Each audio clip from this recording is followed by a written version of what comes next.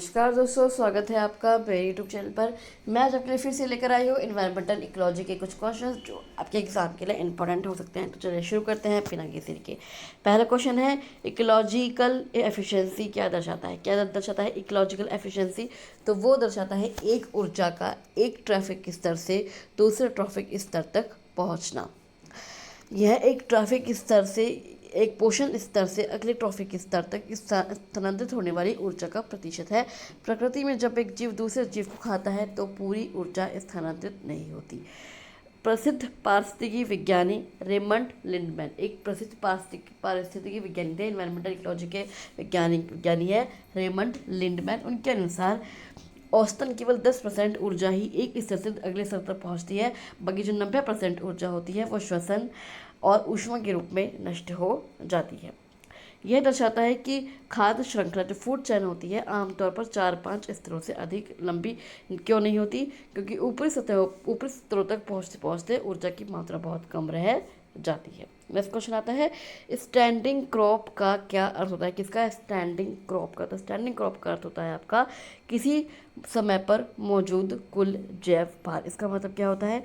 किसी भी पारिस्थितिकी तंत्र, किसी भी इकोसिस्टम में एक निश्चित समय पर प्रत्येक ट्रॉफिक स्तर, चाहे वो उत्पादक हो, चाहे शाकाहारी हो, चाहे मांसाहारी हो, में जीवित पदार्थों की जो कुल मात्रा मौजूद होती है उसे ही स्टैंडिंग क्रॉप कहा जाता है।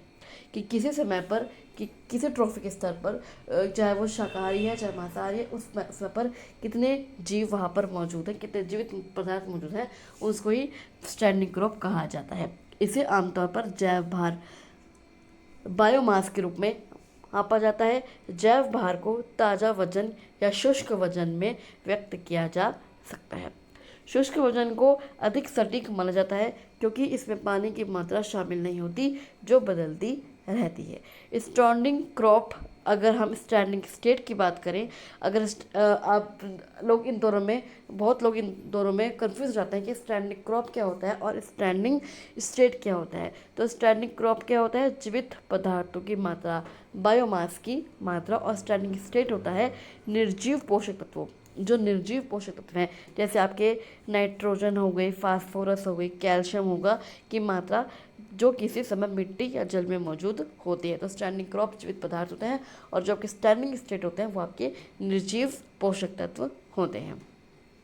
नेक्स्ट क्वेश्चन आते हैं, जुम प्लैंकेटन कौन होते हैं? कौन? जुम प्लैंकेटन कौन होते हैं? क्या होते हैं ये? तो ये होते हैं सूक्ष्म जलीय जंतु। क्या होते हैं? सूक्ष्म जलीय जंतु। अगर हम हिंदी में बात करें तो प्राणी प्लवक। क्या होता है? प्राणी प्लवक। पानी में पाए जाने वाले वे जीव हैं जो खुद की इच्छा से लहरों या धाराओं के विपरीत नहीं तैर सकते बल्कि उनके साथ बहते हैं। जो धाराओं के साथ बहते हैं पानी में उन्हें हम जूप्लैंकेटन कहते हैं। वे सूक्ष्म जीव होते हैं जो मीठे पानी जैसे झील हो गई, नदियाँ हो गई या समुद्री पानी हो गया, दोनों में पाए जाते हैं।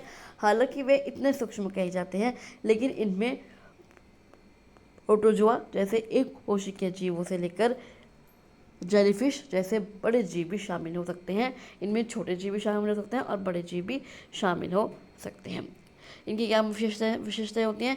ये विषमपोषी होते हैं।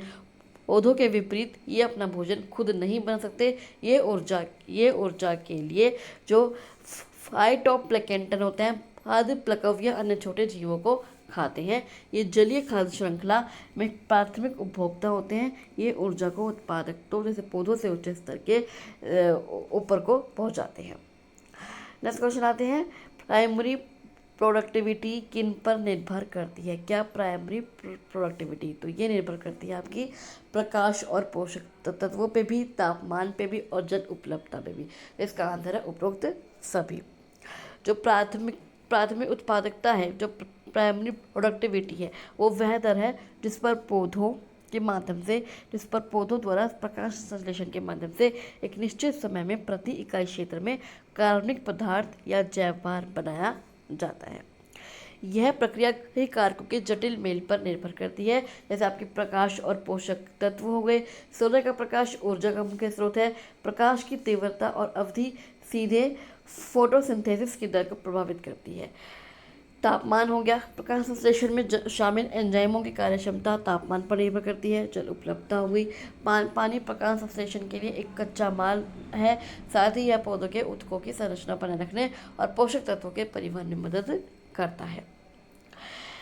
ग्रोस प्राइमरी प्रोडक्टिविटी, फोटोसिंथेसिस के द्वारा बनी गई कुल ऊर्जा। नेक्स्ट क्वेश्चन आता है, लिटोरल जोन कहाँ पाया जाता है? कौन सा जोन? तटीय क्षेत्र। लिटोरल जोन कहाँ पाया जाता है? तो ये कहाँ पाया जाता है? आपका समुद्र की गहराई में, तट के पास उथला क्षेत्र, पर्वतीय क्षेत्र या रेगिस्तान। तो इसका आंसर है तट के पास उथला क्षेत्र। यह क्षेत्र किसी झील, नदी या समुद्र के किनारे का वह उथला हिस्सा होता है, वह उथला हिस्सा होता है जहाँ सूर्य का प्रकाश तलहटी तक पहुँच सकता है। जहाँ सूर्य का प्रकाश होता है वो बिल्कुल बॉटम तक पहुँच सकता है, ये वह क्षेत्र होता है। समुद्र के संदर्भ में यह वह हिस्सा, अगर हम समुद्र के बारे में बात करें तो जो उच्च स्तर तथा निम्न ज्वार के बीच स्थित होता है।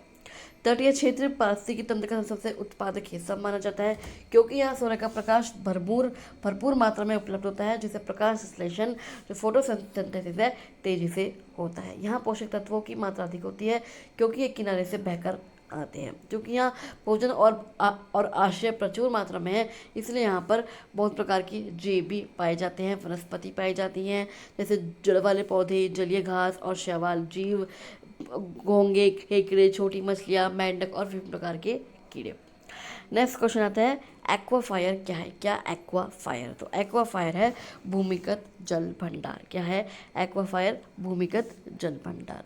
यह जमीन की सतह के नीचे, कहाँ पर? यह जमीन की सतह के नीचे स्थित चट्टानों, रेतों या बजरी की एक ऐसी परत होती है। क्या होती है? एक बजरी की ऐसी परत होती है जिसमें पानी जमा रहता है। यह कोई विशाल भूमिगत झील नहीं है, बल्कि यह स्पंज की तरह होता है, जहाँ पानी चट्टानों के बीच खाली स्थानों में भरा रहता है। यह कोई स्पंज की तरह, ये एक स्पंज की तरह होता है, जहाँ पानी चट्टानों के बीच खाली स्थानों पर एक भरा रहता है। यह अच्छे एक्वीफायर की विशेषता यह है, यह न केवल पानी को जमा करता है बल्कि उसे अपने अंदर से बहने भी देता है। इस कारण हम कुएं या बोरवेल खोदकर पानी निकाल पाते हैं, क्योंकि वहाँ पर ये पानी को बहने देता है।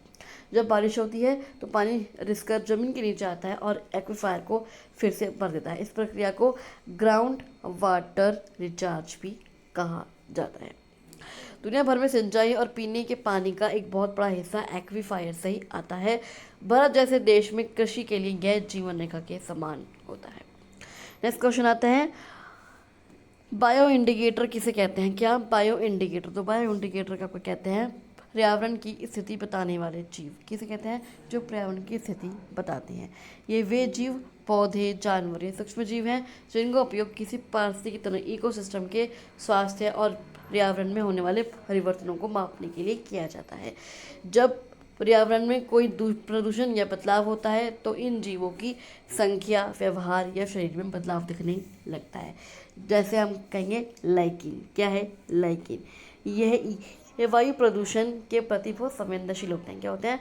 सल्फर डाइऑक्साइड के, विशेषकर सल्फर डाइऑक्साइड के प्रति संवेदनशील होते हैं। अगर किसी शहर की हवा बहुत प्रदूषित है तो वहाँ लाइकिन नहीं उगेंगे। क्या उगेंगे? वहाँ लाइकिन नहीं उगेंगे, क्योंकि ये अच्छी हवा में ही उगते हैं। इसके अलावा मेंढक देख लीजिए, इनकी त्वचा बहुत पतली और पारगम्य होती है, जिससे ये पानी में मौजूद रसायनों के प्रति तुरंत प्रतिक्रिया देते हैं, इसलिए उन्हें जल प्रदूषण का बेहतरीन सूचक माना जाता है। फ्रॉक्स बता देते हैं कि जल प्रदूषित है या फिर नहीं। और बात करेंगे एल्गल ब्लूम्स। क्या? एल्गल ब्लूम्स की पानी में शैवाल की अचानक वृद्धि पोषक तत्वों के प्रदूषण का संकेत देती है। नेक्स्ट क्वेश्चन आते हैं, इकोसिस्टम सर्विसेज में क्या क्या शामिल होता है? इकोसिस्टम सर्विस में क्या क्या शामिल होता है? भोजन उत्पादन, जल शुद्धिकरण, जलवायु नियंत्रण या फिर सभी? तो इसका आंसर है सभी। इकोसिस्टम सर्विसेज में जो पारिस्थितिकी तंत्र सेवाएं हैं वे सभी लाभ हैं जो मनुष्य और अन्य जीव प्राकृतिक पर्यावरण और स्वस्थ पारिस्थितिकी तंत्र से प्राप्त करते हैं। प्रकृति ये सेवाएं हमें बिना किसी शुल्क के निरंतर प्रदान करती रहती है। माना हम इसे समझेंगे 4 में। प्रावधान सेवाएं। कौन कौन सी सेवाएं? प्रावधान सेवाएं, जिसमें आपका आएगा भोजन और पानी कच्चा माल जैसे लकड़ी, ईंधन, जैव ईंधन या फिर औषधीय संसाधन जैसे पौधों से मिलने वाली दवाइयाँ। इसके बाद अविनियमन सेवाएं, रेगुलेटिंग सर्विसेज, इसमें आपका आएगा जल शुद्धिकरण, जलवायु नियंत्रण, परागण और बाढ़ नियंत्रण। उसके बाद आएगा आपका सांस्कृतिक सेवाएं, इसमें आप आएगा आपका पर्यटन और मनोरंजन जैसे राष्ट्रीय उद्यानों में घूमना, आध्यात्मिक लाभ, प्रकृति के साथ धार्मिक या आत्मिक जुड़ाव। उसके बाद आएगा सहायक सेवाएं जैसे मिट्टी का निर्माण, पोषक चक्र और प्रकाश संश्लेषण। नेक्स्ट क्वेश्चन आता है कार्बन फुटप्रिंट का क्या मापता है। जो कार्बन फुटप्रिंट होता है वो क्या मापता है, तो वो मापता है कार्बन डाइऑक्साइड की उत्सर्जन की मात्रा, क्या CO2 की मात्रा। यह हमारे दैनिक जीवन के कार्य द्वारा उत्पन्न होने वाली कुल कार्बन डाइऑक्साइड और अन्य ग्रीन हाउसों की कुल मात्रा है। यह हमारे द्वारा इस्तेमाल की जाने वाली बिजली, परिवहन के साधनों और यहाँ तक कि हमारे खान पान से भी जुड़ा होता है। जैसा आपकी कार से निकलने वाला धुआं या घर में इस्तेमाल होने वाली गैस या फिर जो सामान आप खरीदते हैं उसे बनाने और आप तक पहुँचाने में जो ऊर्जा खर्च हुई है। मान लीजिए एक स्मार्टफोन बनाने वाली फैक्ट्री ने जितना धुआं निकाला, वह भी आपके कार्बन फुटप्रिंट का हिस्सा माना जाता है। नेक्स्ट क्वेश्चन आता है क्रायोस्फेयर का संबंध किससे है क्रायोस्फेयर का संबंध, तो वो है बर्फ और हिम क्षेत्र। क्या, बर्फ और हिम क्षेत्र। क्रायोस्फेयर है क्या।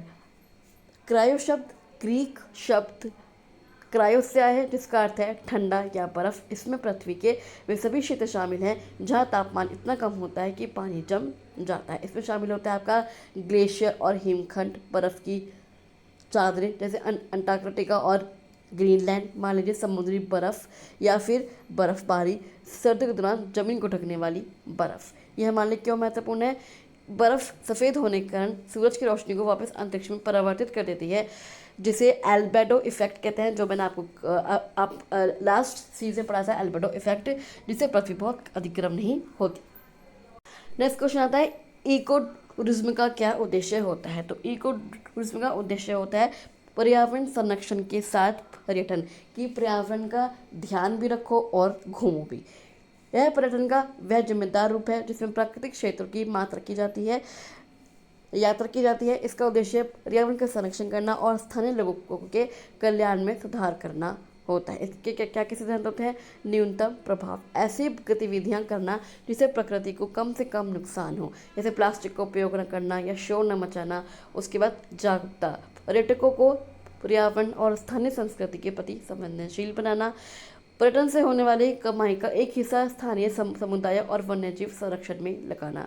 प्राकृतिक संसाधनों का इस तरह उपयोग करना कि वे भविष्य की पीढ़ियों के लिए भी बचे रहें। नेक्स्ट क्वेश्चन आता है इन्वेसिव स्पाइसीज क्या होती हैं। इन्वेसिव स्पाइसीज क्या होती हैं, आक्रामक प्रजातियाँ क्या होती हैं। बाहरी प्रजाति जो नुकसान पहुंचाती हैं स्थानीय प्रजाति को, ये आक्रामक कहलाती हैं। किसी बाहरी प्रजाति को तब आक्रामक माना जाता है जब वह बहुत तेजी से फैलती है, नए क्षेत्र में उसका कोई प्राकृतिक शिकारी नहीं होता, जिससे उसकी आबादी अनियंत्रित हो जाती है। वह स्थानीय प्रजातियों के भोजन और संसाधनों पर कब्जा कर लेती है। अगर हम बात करें भारत के बारे में तो कुछ उदाहरण हैं, जैसे आपकी गाजर घास, यह अमेरिका से अनाज के साथ भारत आई थी और अब तक यह स्थानीय पौधों को नष्ट करने के साथ साथ मनुष्यों में एलर्जी और अस्थमा का कारण बनती है। क्या दुष्प्रभाव होते हैं इनके। स्थानीय प्रजातियां विलुप्त होने लगती हैं, फसलों को नुकसान पहुंचता है और उन्हें हटाने में काफ़ी पैसा खर्च होता है। नेक्स्ट क्वेश्चन आता है परमाफ्रॉस्ट कहाँ पाया जाता है। क्या परमाफ्रॉस्ट, तो परमाफ्रॉस्ट आपका पाया जाता है ध्रुवीय क्षेत्रों में। कहाँ पर, ध्रुवीय क्षेत्रों में, जो पोलर रीजन्स होते हैं। परमाफ्रॉस्ट जमीन की वह परत है जिसमें मिट्टी, चट्टान और रेत शामिल हो सकते हैं, जो कम से कम लगातार 2 वर्षों तक 0 डिग्री सेल्सियस से 32 डिग्री फ़ारेनहाइट या उससे कम तापमान पर जमी रहती है। यह मुख्य रूप से आर्कटिक, अंटार्कटिका और ऊंचे हिमालय या आल्प्स जैसे पर्वतों पर पाया जाता है। परमाफ्रॉस्ट में हजारों वर्षों से दबे हुए मृत पौधों और जानवरों के अवशेष होते हैं। वैज्ञानिकों का मानना है कि इसमें वातावरण की तुलना में दुगना कार्बन जमा है। नेक्स्ट क्वेश्चन आता है ग्रीन जीडीपी का क्या अर्थ होता है। किसका, ग्रीन जीडीपी का। तो ग्रीन जीडीपी का अर्थ होता है पर्यावरणीय लागत को शामिल कर जीडीपी। क्या, पर्यावरणीय लागत को शामिल कर जीडीपी। पारंपरिक जीडीपी केवल देश में उत्पादित वस्तुओं और सेवाओं के कुल मूल्य को मापता है। क्या? Green GDP. जो आपका ग्रीन जीडीपी है वो केवल देश में उत्पादित वस्तुओं और सेवाओं के कुल मूल्य को मापता है, लेकिन जो वह यह क्या क्या करता है, यह उस उत्पादन के दौरान होने वाले पर्यावरणीय नुकसान को नजरअंदाज कर देता है। नेक्स्ट क्वेश्चन आते हैं, अर्बन हीट आइसलैंड प्रभाव किससे होता है? कौन सा प्रभाव? अर्बन हीट आइसलैंड, तो वो होता है शहरों में तापमान अधिक होना। क्या? शहरों में तापमान अधिक होना। यह स्थिति है, अर्बन हीट आइसलैंड वह स्थिति है जब एक शहरी क्षेत्र अपने आसपास के ग्रामीण क्षेत्रों की तुलना में काफ़ी अधिक गर्म हो जाता है। यह क्या होता है? शहरों में कंक्रीट, डामर और ईंटों का अधिक उपयोग होता है। ये सामग्रियाँ सूरज की गर्मी को सोख लेती हैं और रात में उसे धीरे धीरे छोड़ती हैं। ग्रामीण क्षेत्रों में पेड़ और वनस्पतियाँ वाष्पोत्सर्जन के जरिए हवा को ठंडा रखते हैं, जबकि शहरों में इनकी कमी होती है। तापमान बढ़ने से लोग एसी और कूलर का ज़्यादा इस्तेमाल करते हैं, जिससे बिजली की खपत बढ़ती है।